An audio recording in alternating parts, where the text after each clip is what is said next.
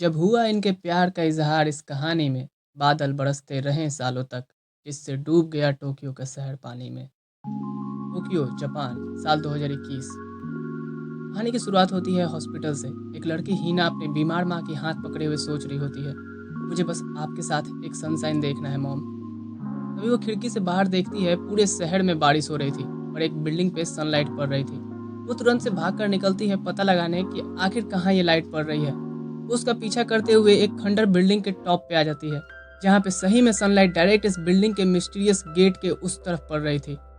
वहां पहुंच के हीना दोनों हाथ जोड़ करके प्रे करते हुए आगे बढ़ती है। अचानक से वो खुद को बादलों और पानी की बूंदों के बीच आसमान में तैरते हुए पाती है। वो खूबसूरत पानी की मछलियां देखती है और एक हरा भरा गार्डन भी। फिर आसमान साफ होने लगता है और वो नीचे उतरने लगती है। अब सीन शिफ्ट होता है एक शिप में जो टोक्यो जा रही थी, जिसमें हम एक लड़के होडका को देखते हैं, जो घर के तानों से परेशान होकर भाग निकला है और अपने फ़ोन में बैठ के टोक्यो शहर में ही कहीं जॉब ढूंढ रहा होता है। तभी शिप में अनाउंसमेंट होती है, मौसम काफ़ी ख़राब हो रहा है, कोई भी शिप की छत पे ना रहे। आई रिपीट, मौसम काफ़ी ख़राब हो रहा है, तेज़ बारिश तूफान सामने से आ रहा है, सभी छत पे से अंदर आ जाएं। और होडका ये सुन के शिप के छत की तरफ एक्साइटमेंट से भागने लगता है। वहीं सभी लोग अंदर लौट रहे थे। हुडका छत पे आके बादलों को देखकर काफी खुश हो रहा था, तभी बारिश भी शुरू हो जाती है। हुडका बारिश के मजे ले उससे पहले ही बादल फट के ढेर सारा पानी शिप पे गिरता है, जिससे शिप अनबैलेंस्ड होने लगती है और हुडका स्लिप होकर समंदर में गिरने वाला ही होता है कि एक आदमी आके उसका हाथ पकड़ लेता है। थोड़ी ही देर में वो तूफान भी चला गया था। इसके बाद हुडका अपनी जान बचाने के लिए उस आदमी को थैंक्स के साथ साथ पेट भर के दावत भी करा रहा होता है और वो बेशर्मों जैसे ऑर्डर किए जा रहा था। थोड़ी देर में शिप टोक्यो पहुंचती है और होडका अपने सीरियस सा कमिटमेंट भरा फेस बना के उतरता है, जिसके साथ चलते हुए वही आदमी पूछता है, टोक्यो कैसे आना हुआ। होडका कहने लगता है कि मैं अपने रिलेटिव से मिलने आया हूँ। वो आदमी होडका को अपना विजिटिंग कार्ड देता है, अगर कोई दिक्कत हो तो बता देना, और फिर वो आदमी निकल जाता है। होडका उसके कार्ड को एक नज़र देखता है और उसे रख लेता है। इसके बाद वो एक होटल में रुकता है, जहाँ वो बास लेकर के बैठा है, देखने के लिए कि कोई जॉब की रिक्वेस्ट उसकी एक्सेप्ट हुई या नहीं। तभी उसे टोक्यो के बारे में खबर पता चलती है कि ये शहर सालों से हेवी रेन अलर्ट में है। फिर इसके बाद वो जॉब्स के लिए ऑफिस टू ऑफिस भी जाता है, पर कुछ लोग तो उसे छोटा बच्चा कह के नहीं रखते, तो कुछ लोग उसका मजाक बना के निकाल देते हैं। सभी जगह से रिजेक्ट होने के बाद बारिश में भीगते हुए वो घर आके सोचता है, मुझे अपने पैसे संभाल के खर्च करने चाहिए, नहीं तो मैं जल्द ही रोड पे आ जाऊंगा। और होता भी कुछ ऐसा ही है, जॉब नहीं मिल रही थी और उसके लाए हुए सारे पैसे खर्च हो गए थे। हुड का रोड पे आ जाता है। यहाँ भी उसे कुछ ऑफिसर्स मिलते हैं जो उससे उसका अता पता पूछने लगते हैं, और वो वहाँ से बच के भागता है क्योंकि उसके पास तो कोई प्रूफ ही नहीं था, और वैसे भी वो अभी अंडर एज है इस शहर में अकेले रहने के लिए। हुडका उनसे बचते हुए एक गली में बैठा सोच रहा होता है, टोक्यो तो सही में डरावना है, पर मैं अपने घर भी तो नहीं जाऊँगा, अभी तो बिल्कुल भी नहीं। यहाँ तभी उसे एक बिल्ली मिलती है जिसे वो कुछ खाने को देता है, और तभी यहाँ उस गली में रहने वाले एक आदमी भी हुडका को धक्के मार के निकाल देता है, जिससे वो डस्टबिन से टकराते हुए जमीन पर गिर जाता है। फिर वो आदमी उसे सब कुछ उठा करके जाने के लिए कहता है। हुडका उसे उठा ही रहा होता है, जिसमें उसे एक बैग मिलती है। उसे वो लेके रेस्टोरेंट में आता है और ओपन करता है, ये सोचते हुए कि शायद कुछ पैसे हो इसमें, और उसमें एक गन थी। वो उसे तुरंत छुपा लेता है इससे पहले कि कोई उसे देखे। इसके बाद वो उस आदमी के कॉन्टैक्ट पे एक मैसेज करता है और फिर भूखे पेट बस बैठा रहता है। उसको बैठे बैठे सुबह से शाम हो जाती है। तभी उसे रेस्टोरेंट की एक लड़की आके बर्गर देती है।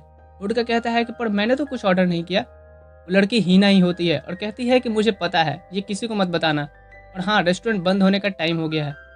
हुडका फिर वो बर्गर खा के उस आदमी के पते पे निकल पड़ता है। ट्राम में उसे एक एलिमेंट्री स्कूल का बच्चा नागी दिखता है, जो एक टाइम पे दो दो लड़कियों के साथ फ्लर्ट कर रहा था। उसकी फ्लर्टिंग बातें सुन तो हुडका शर्माने लगता है। फिर वो एड्रेस को ट्रैक करते हुए उस आदमी के ठिकाने तक पहुंचता है, जहां का डोरबेल शायद काम नहीं कर रहा था, जिससे हुडका दरवाजा नॉक करता है, पर वो खुला था। अंदर आके वो सोफा पे एक खूबसूरत लेडी को सोए हुए देखता है और कहता है, क्या बात है। फिर वो अपनी नजरें चुराने की कोशिश करता है, तभी वो लेडी उठती हैं और हुडका कहता है, माफ कीजिएगा। वो लेडी नात्सुमे कहती है कि एक नया असिस्टेंट के ने मुझे बताया था, चलो कोई तो अब मेरा काम को आसान बनाएगा। फिर वो ड्रिंक बनाते हुए पूछती है कि तुम कहाँ देख रहे थे जब मैं सोई थी। हुडका कहता है कि नहीं, मैं कुछ भी तो नहीं देख रहा था। फिर वो अपना नाम बताता है और पूछता है कि क्या आप भी यहाँ जॉब करती हो। नात्सुमे कहती है कि मेरी और के रिलेशन के बारे में जानना चाहते हो। हुडका कहता है कि हाँ। नात्सुमे कहती है कि ये बिल्कुल वैसा ही है जैसा तुम सोच रहे हो। हुडका कहता है कि सही में, तो ये वैसा है। तभी यहाँ के आता है और हुडका को देख के पूछता है, ओह बहुत दिनों बाद दिख रहे हो लड़के, तो तुम्हें जॉब चाहिए। देखो, हम मैगजीन के लिए टाइम ट्रेवल और इमेजिनरी कहानियाँ लिखते हैं। वैसे एक प्रोजेक्ट है, तुम्हें भी एक प्रोजेक्ट देता हूँ, नात्सुमे के साथ जाओ और कहानी लिख के ले आओ। इसके बाद नात्सुमे और होडका एक ओल्ड लेडी से बात करने आते हैं वेदर गर्ल के बारे में, जो वेदर को कंट्रोल करती है। और वो औरत कहती है कि कोई शक नहीं कि होती है, रेन गर्ल के साथ साथ सनशाइन गर्ल भी होती है, जो अपनी शक्तियों से वेदर को कंट्रोल कर सकती है, उन्हें बैलेंस्ड रखने में। रेन गर्ल फॉक्स के अंडर काम करती है तो सनशाइन गर्ल ड्रैगन्स के अंडर। रेन गर्ल फॉक्स की तरह ही चालाक होती है और सनशाइन गर्ल खूबसूरत और मासूम भी, जिसपे तुम भरोसा कर सकते हो। ये दोनों समय के साथ साथ अपनी शक्तियां पाती हैं और उसे अपनी मन मर्जी से यूज कर सकती हैं, और प्रकृति से ज़्यादा उलझने का खामियाजा भी इन्हें भुगतना पड़ता है। उनकी बातें लिख के रिकॉर्ड करके दोनों घर आते हैं। ये पूछता है तो कैसा रहा। होडका कहता है कि वो बुढ़िया तो बिल्कुल सटकेली लगी मुझे, बिल्कुल परियों की कहानी जैसे उसने बताई है। ये कहता है पर यही तो मसाला लोगों को चाहिए, और अभी टोक्यो का मौसम भी कुछ ऐसा है कि ये खूब चलेगा। फिर वो होडका की नोट्स देखता है और कहता है कि चलो तुम्हें जॉब पे रखा जाता है। होडका कहता है पर मैंने तो अभी हाँ नहीं कहा। ये कहता है कि ये एक लिविंग जॉब है बच्चे, तुम्हारे पास और कोई ऑप्शन नहीं है। इसके बाद के नात्सुमे और होडका साथ में डिनर करते हैं और वो सोचता है कि मैंने टोक्यो आके पहली बार साथ में खाना खाया, ऐसा लग रहा है ये मेरी जिंदगी की नई शुरुआत है। दिन बीतता है ऐसे ही, होडका का शहर में घूमना, लोगों से अजीबोगरीब स्टोरीज लेना और उसे मिर्च मसाला लगा के छापना। साथ साथ वो इनके घर के भी कुछ पर्सनल काम किया करता है। एक दिन होडका गली में उसी बिल्ली को देखता है जिसे उसने खाने को दिया था। उसे फिर वो कुछ खाने को दे के वहां से निकलने वाला ही होता है कि दूर उसे एक लड़की दिखती है जिसे कुछ लोग लेके जा रहे होते हैं, पर वो साथ में जाना नहीं चाहती थी। होडका ध्यान देता है कि ये तो वही लड़की है जिसने मुझे मैकडोनल्ड में फ्री बर्गर दिया था। वो भागता है उनकी तरफ और हीना के हाथों को पकड़ के वहां से लेके भागने लगता है। हीना उसे कुछ कहना चाहती थी पर वो कहता है कि अभी नहीं, पहले भागो यहाँ से। अभी वो लोग सामने से आ जाते हैं और होडका को पकड़ लेते हैं और फिर उसे पीटते हुए कहते हैं तुझे क्या लगा लड़के। होडका कहता है कि तुम उसके साथ जबरदस्ती कर रहे थे। वो आदमी उसे मारे जा रहा होता है और कहता है तो हमने सौदा किया है। हीना कहती है कि उसे मत मारो। अभी होडका अपने बैग से वही गन निकालता है और उस पर पॉइंट करते हुए कहता है हट मेरे पे से, नहीं तो। वो आदमी कहता है तो अब ये क्या है, बच्चों वाली बंदूक, तू तो सही में एक बेवकूफ है। तभी होडका एक एयर सूट लेता है जिससे वो दोनों लोग सहम जाते हैं और गली में सन्नाटा छा जाता है। होडका भी शौक था। तभी हीना यहाँ होडका को उठाते हुए लेके भागती है, ये कहते हुए कि तुम तो सही में बेवकूफ हो और मुसीबत खड़ी हो जाएगी। फिर उसे लेके वही खंडर बिल्डिंग में आती है और होडका से कहती है तो ऐसे शुक्रिया करता है कोई बर्गर का, तुम्हें ये गन कहाँ से मिली और कौन हो तुम। होडका कहता है कि मुझे ये गार्बेज में मिली थी, मुझे लगा ये कोई खिलौना होगा तो लकी समझ के रख लिया। हीना कहती है कि अगर गन के सामने उसका सर होता तो तुमने तो उसे मार ही दिया था, और फिर वो गुस्से से वहां से जाने लगती है। होडका फिर उस गन को देखता है और वहीं फेंक के बैठ जाता है। तभी पीछे से हीना आती है शांत होकर के और पूछती है कि तुम्हारा चेहरा कैसा है। होडका घबराए हुए कहता है कि हाँ मैं ठीक हूँ। अब हीना कहती है कि मैं इनके पास जॉब के लिए आई थी क्योंकि मुझे मैकडोनल्ड से निकाल दिया गया। होडका पूछता है कि क्या तुमने मुझे फ्री बर्गर दिया था इसलिए। बात तो यही होगी पर हीना यहाँ पे मना करती है। फिर वो होडका से कहती है कि तुम भगौड़े हो ना, कोई भी तुम्हें देख के बता सकता है, और ऐसे बारिश में तुम टोक्यो का मजा नहीं ले सकते। मेरे साथ आओ, तुम्हें कुछ दिखाती हूँ। फिर हीना होडका को उसी बिल्डिंग के टॉप पे ले आती है। होडका पूछता है कि आखिर ये कौन सी जगह है और तुम मुझे क्या दिखाने वाली हो। तभी हीना दोनों हाथों को जोड़कर प्रे करती है और थोड़ी ही देर में आसमान साफ होने लगता है, चारों तरफ सनलाइट निकल पड़ती है। और होडका शौक था ये जान करके कि तो सनशाइन गर्ल कोई मिथ नहीं है। फिर दोनों एक दूसरे को इंट्रोड्यूस करते हैं। खुश रंग हीना। और हीना पूछती है कि हे तुम कितने साल के हो। होडका कहता है कि मैं 16 और तुम। हीना कहती है ओ तो तुम तो मुझसे छोटे हो, मैं अगले महीने 18 की हो जाऊंगी। होडका कहता है क्या सही में। हीना कहती है हाँ, इसलिए मुझसे इज्जत से पेश आना, तुमसे मिलकर अच्छा लगा होडका। सीन शिफ्ट होता है जहाँ कुछ बच्चों के घर जाते समय आसमान से अजीब से बादल के बने बुलबुले गिरते हैं जिसमें कुछ लिक्विड मछलियां थीं, और ऐसा ही टोक्यो में बहुत जगह होने लगा था। न्यूज में और टीवी में यही बताया जा रहा था कि टोक्यो में गर्मी में भी मौसम रेनी रहने वाला है और अगले महीने तो और ज्यादा बारिश होने की संभावना है। होडका और नात्सुमे ये सुन रहे होते हैं और नात्सुमे होडका को दिखाते हुए कहती है ये देखो ऐसे बहुत से बादलों के पैकेट गिरते हुए रिकॉर्ड किए गए हैं जिसमें मछलियों जैसे डिजाइन हैं, और दूसरी तरफ तुम अपनी सनशाइन गर्ल के बारे में बता रहे हो। और उस बुढ़िया ने भी तो यही कहा था कि आसमान की दुनिया समंदर से भी ज्यादा मिस्टीरियस है, और ये ऐसा न जाने कितने बादलों के पैकेट हमारे ऊपर लिए घूम रहे हैं जो कभी भी कहीं भी कितनी बड़ी मात्रा में गिर सकते हैं। तभी होडका अचानक से कहता है कि अरे इससे तो हम पैसे कमा सकते हैं क्योंकि मेरे पास सनशाइन गर्ल है। नात्सुमे कहती है कि नहीं, तुम अपने सनशाइन गर्ल को प्रेशर नहीं दे सकते, और वैसे भी तुम डेट पे जाने वाले हो ना। होडका कहता है कि ये डेट नहीं है, मैं बस उससे मिलने जा रहा हूँ। नात्सुमे कहती है तुम भी के की तरह ही बोरिंग हो, चलो मैं जॉब के लिए जा रही हूँ। होडका कहता है क्या, और यहाँ का काम का क्या। नात्सुमे कहती है कि यहाँ से मैंने छुट्टी ले रखा है। इसके बाद होडका अपने वही स्ट्रीट बिल्ली को देखते हुए कहता है मैंने बोला ना ये डेट नहीं है। सीन शिफ्ट होता है एक रेस्टोरेंट में, हम के को देखते हैं एक ओल्ड लेडी से बात करते हुए। मुझे उसे अपने साथ रखना है, आप उसे क्यों नहीं लेके आई। वो ओल्ड लेडी कहती है कि तुम स्मोकिंग करते हो और उसे अस्थमा है, वो तुम्हारे साथ नहीं रह सकती। ये कहता है पर मैं अब स्मोकिंग छोड़ दिया हूँ कुछ दिनों से ही। वो लेडी कहती हैं फिर भी ऐसे मौसम में भी उसका बाहर निकलना सही नहीं है। मुझे तो आजकल के बच्चों पे तरस आता है कि उन्हें अच्छी ऋतु नहीं मिल पाती। सीन शिफ्ट होता है होडका पे जो हीना के घर आया था और दरवाजा खटखटाने के सही तरीके सोच रहा था। खैर हीना दरवाजा खोलती है और फिर दोनों साथ में लंच करते हैं। हीना होडका से बताती है कि वो यहाँ अपने छोटे भाई के साथ रहती है मॉम डैड के गुजरने के बाद। फिर वो होडका से घर से भागने का कारण पूछती है तो होडका कहता है कि मुझे वहाँ घुटन सी होती थी, और फिर वो बताता है कि अब वो क्या कैसे काम करता है। फिर वो हीना को देखते हुए कहता है कि तुम्हें ऐसे नाइट जॉब नहीं करना चाहिए। हीना पूछती है कि आखिर तुम क्या देख रहे हो। होडका कहता है कि मैं कुछ भी तो नहीं देख रहा, मेरे कहने का ये मतलब है कि मेरे पास एक बिजनेस आइडिया है।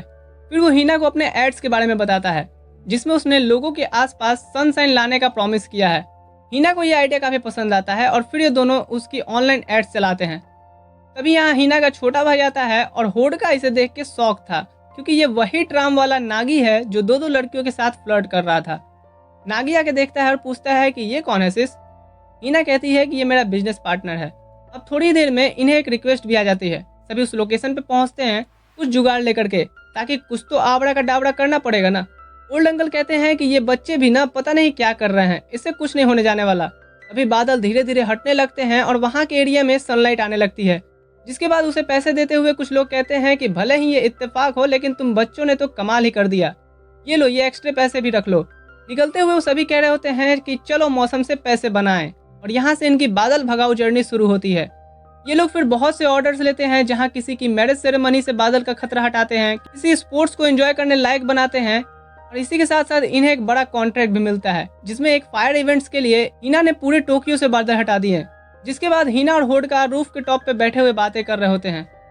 हीना कहती है कि थैंक्स होडका, मुझे मेरी पहचान बताने के लिए। मुझे ये पसंद है लोगों की मदद करके पैसे कमाना। और यहीं से हमारा होडका हीना के साथ हमेशा रहने का मन ही मन वादा करता है। अब सीन शिफ्ट होता है कुछ दिनों बाद। टोक्यो फिर से खराब मौसम का शिकार होने लगा था। इधर हम के को देखते हैं जो अपने कामों के लोड को लेकर फ्रस्ट्रेशन में था, इसलिए वो नात्सुमे से मिलने आता है, ये कहते हुए कि होडका तो अब काम पे ध्यान ही नहीं देता जब से उसे न्यू जॉब मिली है। नात्सुमे पूछती है कि आखिर उसे न्यू जॉब की जरूरत क्यों पड़ी, तुम उसे कितना पे करते थे। ये उंगली निकालता है 3। नात्सुमे कहती है कि क्या बस 30,000, ये तो सही में कम है। इस पर के कहता है कि नहीं 3,000।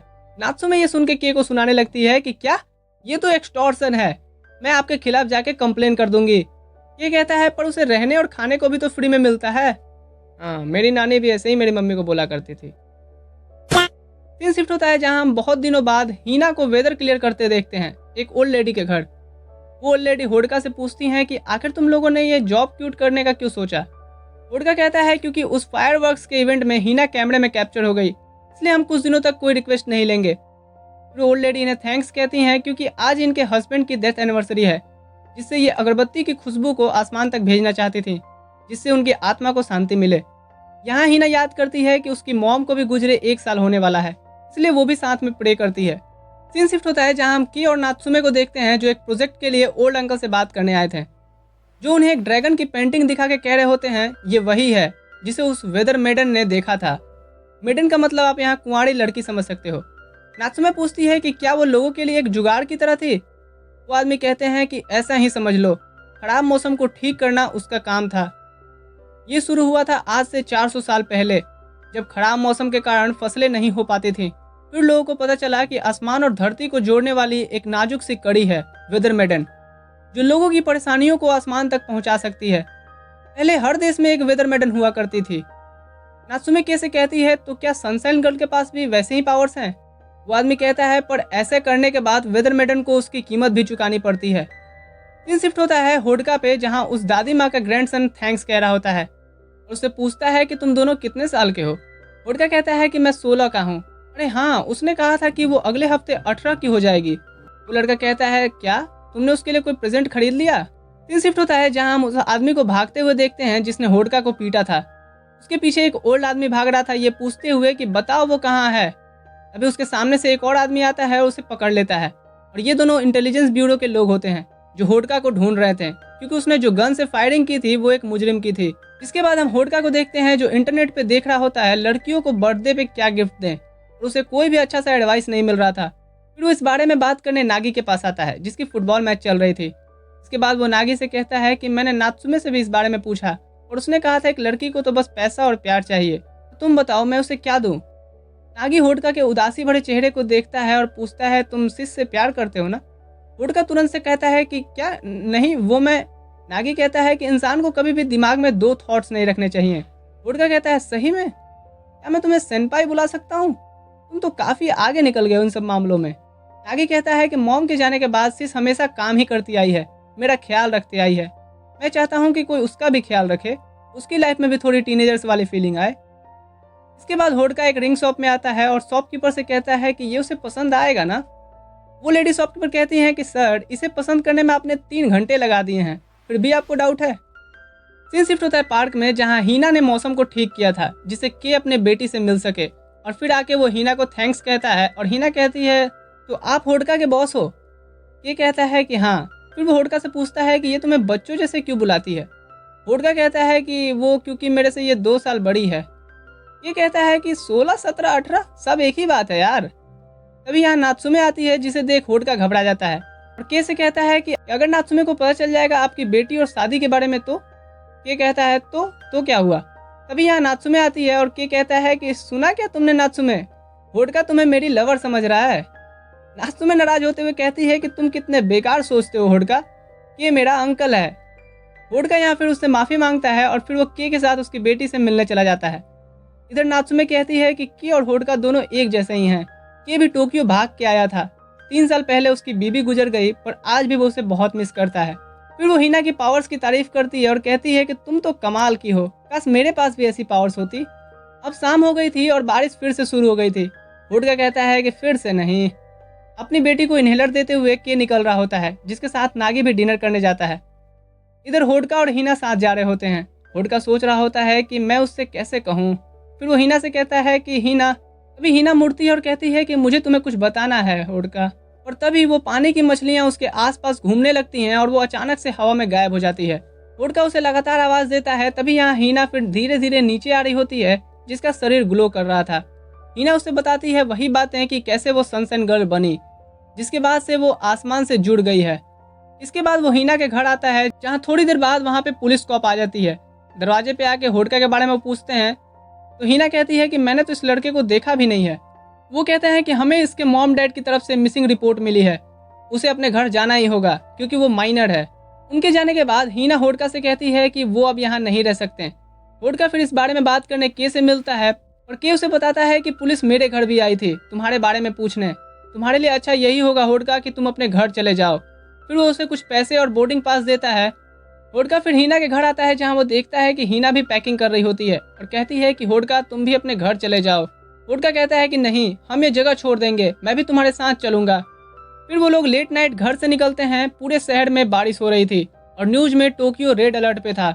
हम आसमान में सीन देखते हैं, बादल ऐसे घेरे थे टोक्यो को जैसे पूरी दुनिया में सिर्फ यहीं बारिश करनी हो। भारी बारिश और जल जमाव के कारण लोगों का शहर से बाहर जाना भी बंद हो गया था, जिस वजह से सभी डिसाइड करते हैं कि आज रात किसी होटल में ही ठहरने का। और ये लोग जिस भी होटल में जाते हैं, माइनस होने की वजह से इन्हें कोई भी रूम नहीं देता। फिर सभी ऐसे ही रोड पे चले जा रहे होते हैं कि होडका देखता है अचानक से बारिश का मौसम स्नोफॉल में बदल गया है। दूसरी तरफ हम के घर देखते हैं, जहाँ नात्सुमे उसे डांट रही होती है कि तुमने होडका को घर आने से मना किया है। के कहता है तो मैं क्या करता, पुलिस का चक्कर जो है, और वैसे भी उसके लिए यही अच्छा रहेगा कि वो अपने घर चला जाए। मुझे तो उस लड़की हीना की फिक्र हो रही है, क्योंकि अगर वो बात सच हुई तो हीना को अपना बलिदान देना होगा बिगड़ते मौसम को ठीक करने के लिए। नात्सुमे कहती है कि क्या ये सही रहेगा। ये कहता है कि अगर एक के बलिदान से सभी का भला होता है तो उसे करना चाहिए। सीन शिफ्ट होता है होडका पे, जहाँ इन्हें ऐसे सड़क पे लवारिस की तरह घूमते देख पुलिस इनसे पूछताछ करने लगती है। हीना इन्हें समझाने की कोशिश करती है कि मैं 18 साल की हूँ और ये मेरे साथ हैं, और उसके पास कोई प्रूफ नहीं था 18 होने का। होडका जानता था कि अब चीजें बिगड़ने वाली हैं, इसलिए वो भागने लगता है पुलिस वालों का ध्यान भटकाने के लिए, और हीना और नागी से कहता है कि यहाँ से चले जाने। पर पुलिस वाले होडका को पकड़ लेते हैं, जिससे वो हाथापाई करने लगता है। हीना होडका को बचाते हुए गुस्से से कहती है कि हमें अकेला क्यों नहीं छोड़ देते, जिससे कि एक तेज बिजली आके एक वैन पे गिरती है और चारों तरफ आग लग जाती है। पुलिस वाले वहाँ के लोगों को निकालने जाते हैं और ये लोग यहाँ से भाग जाते हैं। आखिरकार आगे चल के इन्हें एक एक्सपेंसिव होटल मिल जाता है। उसको पे करने के बाद तीनों अंदर राहत की सांस लेते हैं। अंदर आके सभी काफी खुश थे क्योंकि यहाँ बहुत सारी सुविधाएं थी। नागी इतने बड़े बाथ टब को देख के कहता है, हे आओ साथ में नहाते हैं। दोनों कहते हैं पागल हो गए हो क्या। इसके बाद दोनों लड़के साथ में बाथ लेते हैं और फिर आके कुछ फूड्स ट्राई करते हैं। फिर हिना फ्रेश होकर निकलती है, जिसको देख तो होडका खो ही जाता है। फिर ये लोग साथ में डिनर करते हैं, गाना गाते हैं, डांस करते हैं और सोने जाते हैं। रात के 12 बजे होडका हीना को उसका बर्थडे गिफ्ट देता है। हीना कहती है थैंक्स, ये बहुत ही प्यारा है। फिर वो होडका से पूछती है कि होडका क्या तुम चाहते हो ये मौसम ठीक हो जाए। होडका कहता है कि हाँ, पर तुम ये क्यों पूछ रही हो। हीना कहती है कि मुझे नात्सुमे ने बताया वेदर मेडन के बारे में कि उनके साथ क्या होना लिखा है। अगर वो अपना बलिदान दें तो मौसम हमेशा के लिए ठीक हो जाएगा। होडका हंसते हुए कहता है वो तो हमेशा से ही ऐसा कहती हैं, ऐसा कुछ नहीं होता। हीना कहती है चुप रहो बेवकूफ, और फिर वो अपने शरीर से नाइट ड्रेस हटाती है। होडका उसे देख के हैरान था। हीना पूछती है तुम क्या देख रहे हो। होडका कहता है कि मैं नहीं देख रहा, मतलब हाँ देख रहा हूँ, तुम्हारा शरीर ट्रांसपेरेंट होने लगा है। हीना कहती है कि ये मौसम को ठीक करने का नतीजा है और ऐसे धीरे धीरे करके मैं गायब हो जाऊंगी, तो तुम नागी का ख्याल रखना। होडका रोते हुए कहता है कि नहीं, तुम कहीं नहीं जा रही, तुम अब से कोई प्रे नहीं करोगी। रही बात पैसों की तो मैं खूब मेहनत करूंगा, हम एक साथ रहेंगे, चलो ये वादा करते हैं। और उसे फिर गले से लगा लेता है। इसके बाद हम एक फ्लैशबैक देखते हैं जब होडका अपने घर से भागा था। उसे वही सनलाइट दिखी थी जिसका पीछा करते हुए वो शिप के पास आया था और वो शिप उसे टोक्यो लेके आई। सीन शिफ्ट होता है प्रेजेंट में, जहाँ सोए हुए होडका को हीना देख के सोच रही होती है तुम एक बिल्ली के साथ बैठे थे जब मैंने तुम्हें देखा था, तुम खुद खो गए थे लेकिन मुझे मेरे जीने की मकसद से पहचान करवाया। मुझे माफ करना होडका, पर मेरी किस्मत में यही लिखा है। अचानक से वो खुद को उसी मिस्टीरियस आइलैंड पे पाती है जो बादलों के बीच है। तभी वो होडका के दिए रिंग को देखती है जो उसकी उंगली से निकल के नीचे गिर जाता है। सीन शिफ्ट होता है नेक्स्ट मॉर्निंग। होडका देखता है कि हीना नहीं है तो वो उसे पूरे रूम में ढूंढने लगता है। नागी उठता है और बताता है कि मुझे एक सपना आया कि सिस किसी बिल्डिंग के ऊपर से आसमान में जा रही है। होडका बहुत परेशान होकर उसे होटल में ढूंढने निकलता है, पर तभी पुलिस अफसर यहाँ आ जाते हैं और होडका को पकड़ के साथ में ले चलने लगते हैं। बाहर निकल के होडका देखता है कि पूरे शहर में बादल हट चुके हैं और सनशाइन निकली है। रेडियो में न्यूज चल रही होती है, बहुत दिनों बाद धूप निकली है और बादलों का तो नामो निशान ही मिट गया है। यातायात को शुरू किया जा रहा है और सभी चीजें ठीक से चलने लगी हैं। होडका सोचता है कि हीना ने वो कर दिया जो उसने कहा था। तभी हीना की रिंग उसके सामने आके गिरती है, जिसे उठा के वो पहचान लेता है और ऊपर की तरफ देखते हुए कहता है मुझे पता है वो वही है। और पुलिस वाले उसे पकड़ के गाड़ी में लेके जाने लगते हैं। तो पुलिस वाला कहता है कि एक बात बताओ लड़के, तुम्हारे साथ एक लड़की थी ना, अमानो हीना, वो अभी 15 साल की है, वो बताओ कहाँ है। उसकी बातें सुन होडका शौक था और कहता है कि क्या कहा, 15 साल? उसने तो कहा था कि वो 18 की होने वाली है। ऑफिसर कहता है कि वो इस शहर में रहने के लिए उसने झूठी पहचान बनाई होगी, लेकिन वो अभी मिडिल स्कूल में ही है, उसे चाइल्ड कस्टडी की जरूरत है। क्या तुम्हें नहीं पता वो कहाँ है? होडका कहता है क्या बोल रहे हो तुम, इसका मतलब मैं उससे बड़ा था और फिर भी मैं उसका ख्याल नहीं रख पाया। ऑफिसर कहता है कि क्या सिर दर्द है, तो तुम्हें नहीं पता वो कहाँ है ना। होडका गुस्से से कहता है कि मौसम साफ है, बादल हट गए हैं, तुम्हें क्या लगता है उसने इन सब चीजों के लिए खुद को कुर्बान कर दिया और किसी को कुछ पता ही नहीं है। फिर तुमने ऐसा क्यों किया हीना? ऑफिसर्स कहते हैं कि इस लड़के को मेडिकल चेकअप की जरूरत है। सीन शिफ्ट होता है के ऑफिस पे, जहाँ पे वो अपने बेटी से बात कर रहा होता है। वो कहती है पापा, मैंने सपना देखा कि हीना दीदी ने शहर को बचा लिया। उसकी बातें सुन के शौक था और कहता है कि शायद तुम सही कह रही हो। दूसरी तरफ होडका को कस्टडी में लिया जा रहा था। वो ऑफिसर से रिक्वेस्ट करता है कि प्लीज मुझे एक बार हीना को ढूंढ लेने दो, फिर मैं आके खुद को सरेंडर कर दूंगा। और वो उसकी बातें नहीं सुनते, तो होडका जैसे तैसे करके वहां से भाग निकलता है। ऑफिसर्स कहते हैं ये फिर से भाग रहा है, पकड़ो उसे। पूरे शहर में वो पुलिस वालों से बच के भाग रहा था, तभी रास्ते में उसे नात्सुमे अपने बाइक के साथ मिलती है। वो कहती है कि मुझे नागी से पता चला, अब चलो बैठ भी जाओ। फिर उसे पूछती है तो कहाँ चलना है। होडका थोड़ा सा सोचता है और कहता है कि हाँ, उस पुराने बिल्डिंग की तरफ चलो। सीन शिफ्ट होता है जहाँ हम नागी को देखते हैं जो चाइल्ड कस्टडी में था, जिससे मिलने उसकी दोनों गर्लफ्रेंड आई थी। उनकी केयरिंग बातें सुन के वो लेडी ऑफिसर भी हैरान थी। फिर एक लड़की ऑफिसर के साथ बाथरूम दिखाने को कहती है और दूसरी लड़की नागी के साथ ड्रेस एक्सचेंज करते हुए कहती है तुम हर जगह अपनी एक्स को क्यों बुला लेते हो। सीन शिफ्ट होता है के ऑफिस, जहाँ ऑफिसर होडका को ढूंढने आए थे। ये कहता है कि वो यहाँ नहीं है। ऑफिसर कहता है कि क्या तुम उस लड़की के बारे में जानते हो? ये अजीब है, पर उसने कहा था कि अच्छे मौसम के लिए वो कहीं गायब हो गई है और मुझे उसे ढूंढने जाना है। ये कहता है तो तुम भी इन बातों पे विश्वास करने लगे? वो ऑफिसर कहता है कि मैं तो नहीं कर रहा, पर तुम्हारे आंखों में आंसू क्यों आ गए हैं? इधर दूसरी तरफ बाइक भगाते हुए नात्सुमे कह रही होती है, मैं तो एक स्पीड गर्ल बन गई हूँ। पर तभी उसकी मोटर बाइक पानी में फंस जाती है और वो होडका से कहती है कि ट्रैक पर से होके जाओ होडका, वो तुम्हें नहीं ढूंढ पाएंगे। फिर यहाँ होडका नात्सुमे को थैंक्स कह के उस बिल्डिंग की तरफ ट्रैक के रास्ते दौड़ने लगता है। दौड़ते दौड़ते वो हिना के साथ बिताई पलों को याद कर रहा होता है। उसके पैर कांप रहे थे, उसकी धड़कनें तेज हो रही थी, गला सूख रहा था, पर वो फिर भी भागे जा रहा होता है।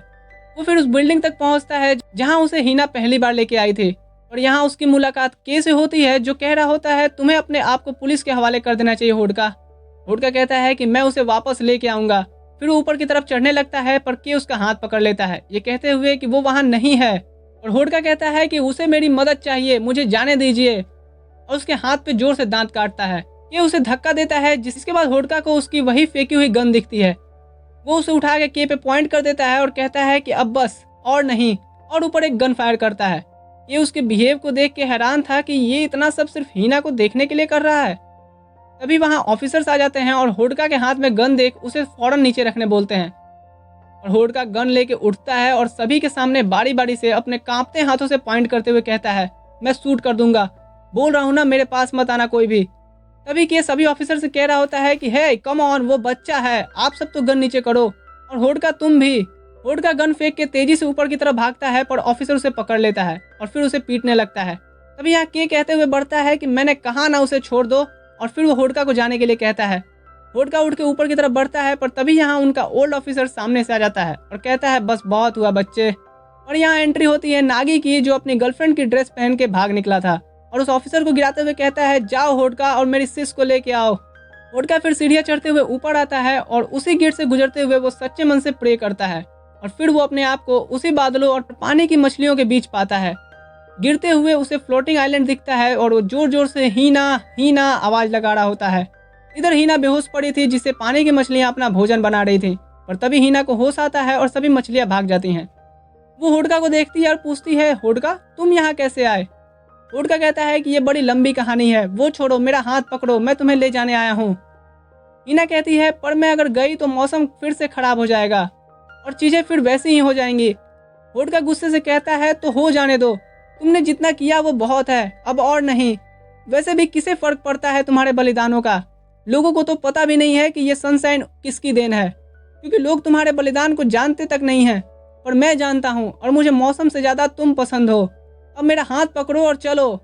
सीन नीचे का देखते हैं हम, जहाँ के को पुलिस अरेस्ट करके ले जा रही होती है और वो ऊपर देख के कह रहा होता है अब आ भी जाओ बच्चों। तभी अचानक से लाइटनिंग होती है और बारिश फिर से शुरू हो जाती है और के का चेहरा बता रहा होता है जैसे उसे किसी सत्य की ज्ञान हो गई हो। फिर हम उसी गेट के पास हीना और होडका को एक दूसरे का हाथ पकड़े बेहोश देखते हैं, और ये वही दिन था जिसके बाद से टोक्यो में कभी बारिश बंद ही नहीं हुई और पूरा शहर पानी में डूब गया। सीन शिफ्ट होता है 3 साल बाद। होडका अपनी ग्रेजुएशन की डिग्री ले रहा होता है, जिसके बाद वो फिर एक बोट में निकल पड़ता है टोक्यो, किसी को किए वादे को पूरा करने, और सोच रहा होता है कि उस दिन मुझे मेरे घर भेज दिया गया था और हीना को चाइल्ड कस्टडी में। मैं 3 साल सिर्फ अपने ग्रेजुएशन कंप्लीट करने का इंतजार कर रहा था, मेरी वजह से ये शहर पानी में डूब गया, ये सच का सामना मुझे करना ही होगा। टोक्यो पहुंचकर वो वही पुरानी सनशाइन गर्ल वाली ऐड ढूंढता है, जिसमें 2 साल पहले की उसे एक रिक्वेस्ट दिखती है। वो इस जगह पे आता है जहाँ एक ओल्ड लेडी कहती हैं, ओह तो तुम अकेले आए हो, वो सनशाइन गर्ल कहाँ है? होडका कहता है कि वो अब सनशाइन गर्ल नहीं है और मैं यही बताने आया हूँ। वो लेडी होडका को अंदर बुलाती हैं और उसे कुछ स्नैक्स ऑफर करती हैं। होडका पूछता है कि आप तो डाउनटाउन में रहती थी ना, तो यहाँ कैसे? वो ओल्ड लेडी कहती हैं कि डाउनटाउन अब पानी के नीचे है। होडका कहता है ओह मुझे माफ़ कर दीजिए। ओल्ड लेडी कहती हैं तुम क्यों माफ़ी मांग रहे हो, और वैसे भी ये शहर 200 साल पहले समंदर का हिस्सा हुआ करता था और मौसम में चेंजेस और इंसानों के कारण ये शहर बना और अब प्रकृति ने इसे वापस ले लिया। होडका को अब खुद पे से थोड़ा कम गिल्ट फील हो रहा था। इसके बाद वो के नए ऑफिस में आता है, जहाँ के उसे कहता है तो तुम अभी भी उसी बारे में सोच रहे हो? देखो बच्चे, हर बात के लिए खुद को दोष देना बंद करो। ये देखो, ये मैंने पिछले हफ्ते ही अपनी बेटी के साथ घूम के आया हूँ और रास्ते में मुझे नागी भी मिल गया था, और तुम अभी तक उससे मिलने क्यों नहीं गए? होडका कहता है कि मैं थोड़ा घबराया हुआ सा हूँ। ये कहता है चलो जाओ भी, जल्दी मिलो उससे जाके। और हाँ, घबराना मत लड़के, वैसे भी ये दुनिया धीरे धीरे पगला ही रही है। हुडका को अब रियलाइज़ हो गया था कि चीज़ों को जैसे होना है होता ही है, और वैसे भी लोग अपने रहने के लिए, जीने के लिए तरीके किसी भी हाल में निकाल ही लेते हैं। इसलिए मेरे उस फैसले पे मुझे गर्व है। वो फिर रिंग निकाल के सोचता है तो मुझे उससे अब ये कह देना चाहिए। तभी उसे सामने हीना दिखती है और वो उसे आवाज़ देता है और दोनों भाग के एक दूसरे को गले लगा लेते हैं। और हीना देखती है कि होडका तो रो रहा होता है। वो पूछती है, तुम ठीक तो हो ना? होडका कहता है कि तुम मिल गई हो, अब मैं बिल्कुल ठीक हूँ। तो कमाल का ये मूवी यहाँ पे एंड होता है। आप इसमें सब चीज़ भूल जाओ, पर इस आदमी का नाम बिल्कुल मत भूलना, मकोटो सेंकाई। इस स्टोरी के राइटर, हो सके तो इन्हें मनी मंथ एक थैंक्स जरूर कह देना, इतने बढ़िया स्टोरी अपने इमेजिनेशन से निकाल के हमारे सामने रखने के लिए। और अब ये ना चीज़ आपसे मिलेगा अगली स्टोरी में, तब तक के लिए गुड बाय।